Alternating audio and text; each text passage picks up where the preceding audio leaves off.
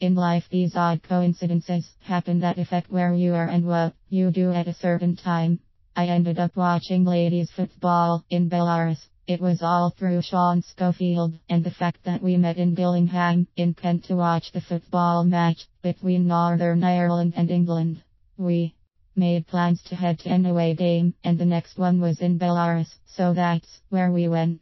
I say we, but Sean had to pull out due to work commitments. I was on a round the world trip, and timed it so that I was in Moscow the day before, and then flew to Minsk in Belarus, before boarding a train to Belarus. I was the only Northern Ireland fan at the match. I was able to watch the Northern Ireland ladies team train, and listen to the team talks from manager Alfie Wiley, all before the match. I got given a signed football shirt from the ladies team that travelled to Belarus on this trip, and I treasure it.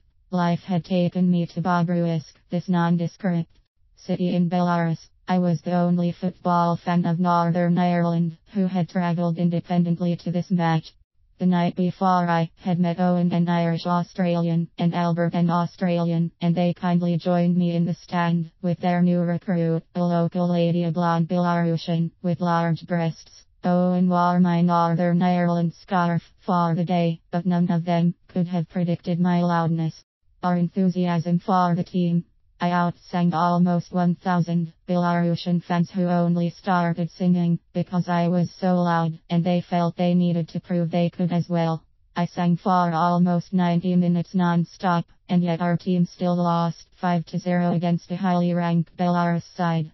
After the match, I was made to have a police escort, as a few local hooligans were not taking too kindly to my passion for my country. After the match and the sad 5-0 defeat, the local fans bombarded me for presents, as they assumed I was a rich Westerner. I wasn't. I was a backpacker, but I spared them a keyring before catching the bus back to Minsk, the country's capital city.